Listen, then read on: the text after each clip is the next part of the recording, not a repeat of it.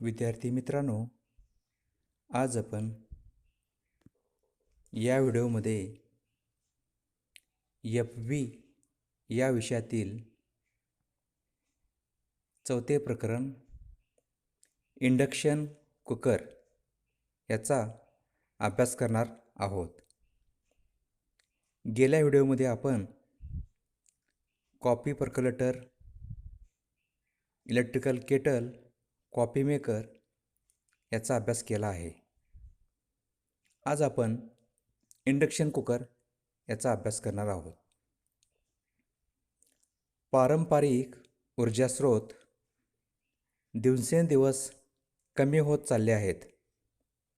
त्यामुळे वेगवेगळ्या नवीन स्रोतांचा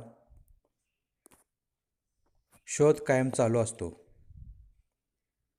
इंडक्शन कुकिंग हे असेच नवीन उपकरण आहे.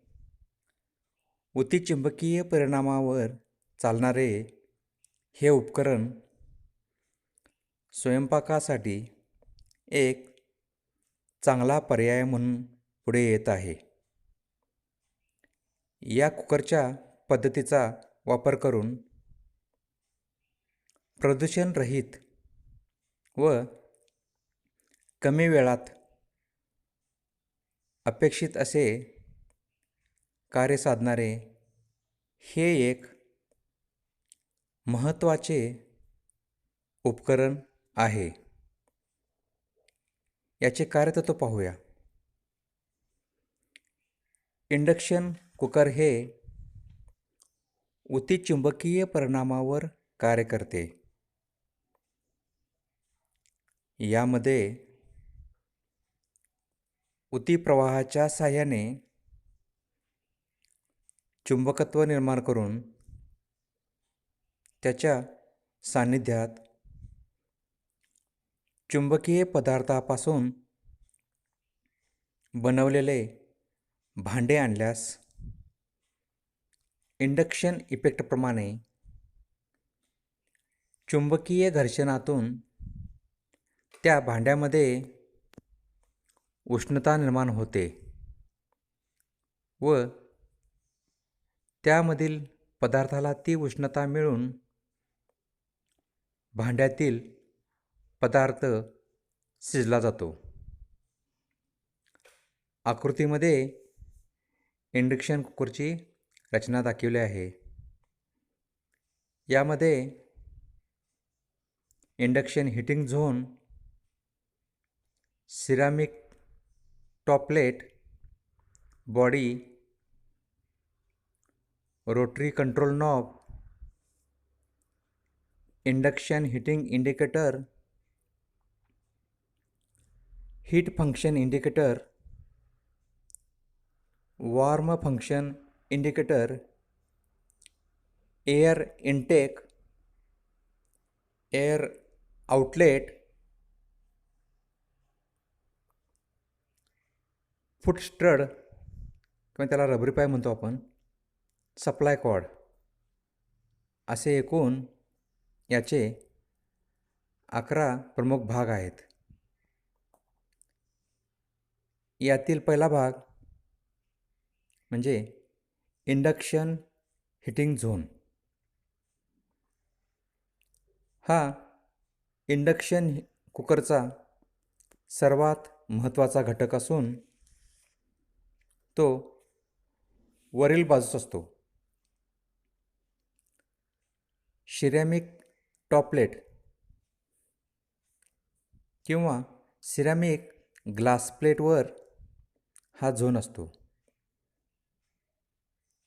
प्लेटच्या बेसला विशिष्ट प्रक्रिया करून तयार केलेला असतो.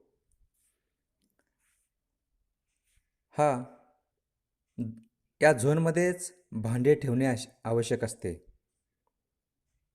मात्र यामध्ये 5 सेंटीमीटरपेक्षा कमी परीघ असलेले भांडे ठेवून चालत नाही.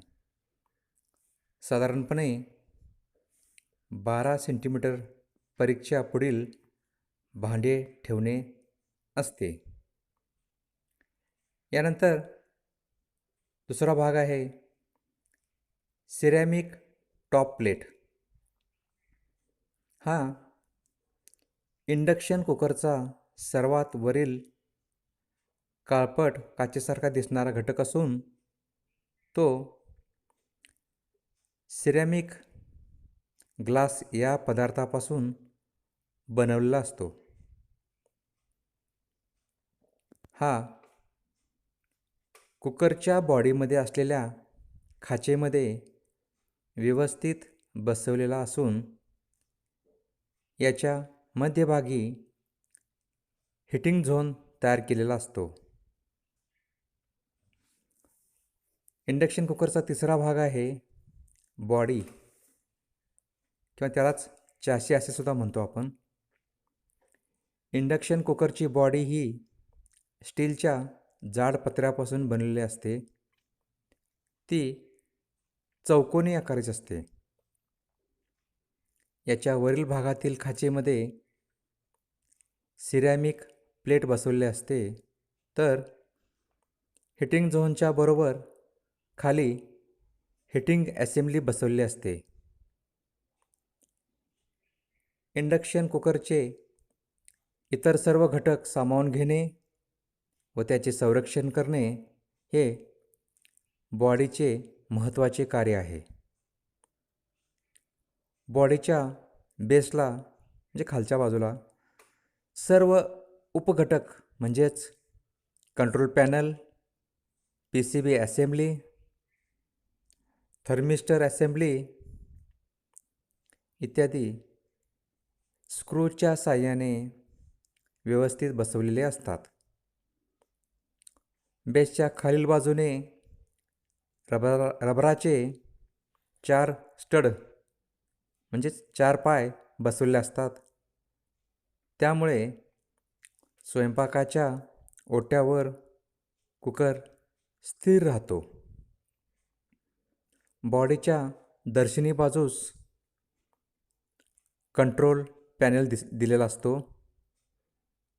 त्याच्या साहाय्याने कुकर चालू बंद करणे व नियंत्रित करणे ही कामे केली जातात.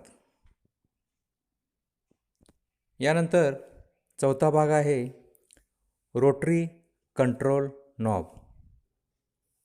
हा पॅनलवर समोरील बाजूने दिसणारा रोटरी स्विच असून याच्या साहाय्याने कुकरचे तापमान नियंत्रित केले जाते.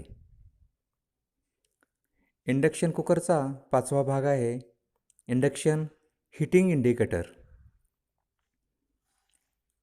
कुकरवर योग्य भांडे ठेवून विद्युत पुरवठा केल्यावर कंट्रोल पॅनलवरील ऑन बटन दाबून कुकर सुरू केल्यास इंडक्शन हीटिंग इंडिकेटर ऑन होतो. हा दिवा लागल्यास भांडे योग्य आहे व हीटिंग सुरू आहे असे दर्शवले जाते. इंडक्शन कुकरचा 6वा भाग आहे हीट फंक्शन इंडिकेटर. हीटिंग सुरू झाल्यानंतर जसजसे तापमान वाढत जाते तेव्हा 140 अंश फॅरनहाइट इतक्या तापमानाला हीट फंक्शन इंडिकेटर ऑन होतो व जसजसे आपण वॉर्म फंक्शन की दाबत जातो तसतसे 140, 180, 285, 360, 430 अंश फॅरनहाइट अशा तापमानाला हीट फंक्शन इंडिकेटर होल्ड होत जातो. यानंतर इंडक्शन कुकरचा 7वा भाग आहे वॉर्म फंक्शन इंडिकेटर लाईट. हा कंट्रोल पॅनलवरील उष्णतेचे प्रमाण दर्शविणारा इंडिकेटर असून प्रकाशाच्या स्वरूपात हा विशिष्ट ठिकाणी लाईट होल्ड करून तापमान दर्शवतो. यानंतर 8वा भाग आहे एअर इनटेक, म्हणजे हवा आत घेणे. कंट्रोल पॅनलच्या खालील बाजूस हवा आत येण्याकरिता लहानसे एक मार्गिका असते. त्यास एअर इनटेक असे संबोधले जाते. लहानसा विंडो असतो, त्यालाच एअर इनटेक असे म्हटले जाते.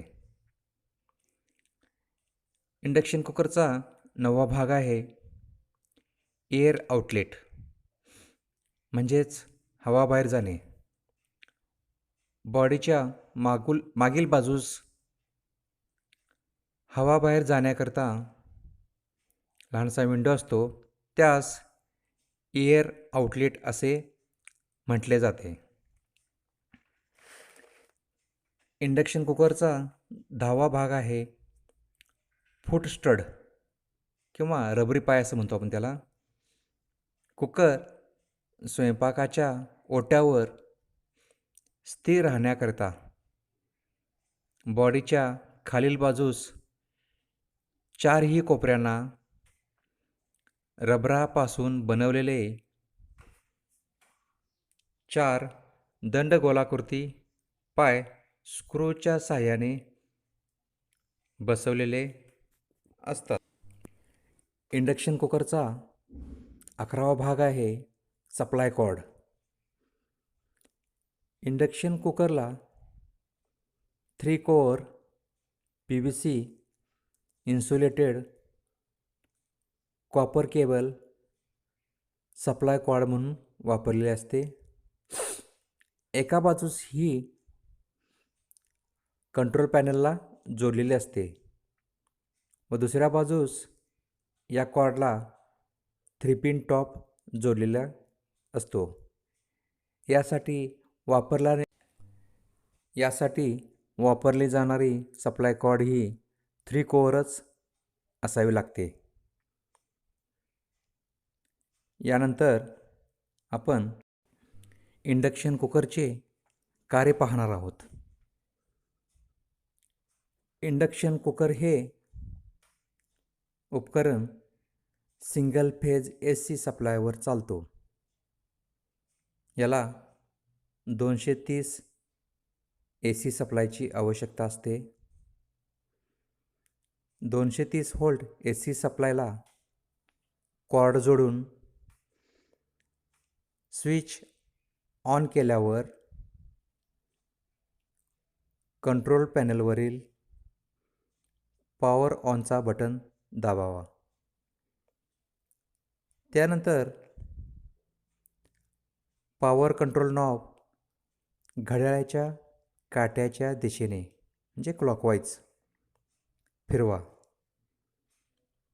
पॉवर लेवल LED 1 पासून 9 पर्यंत लेवल इंडिकेट करेल. इंडक्शन कुकरच्या वापरासाठी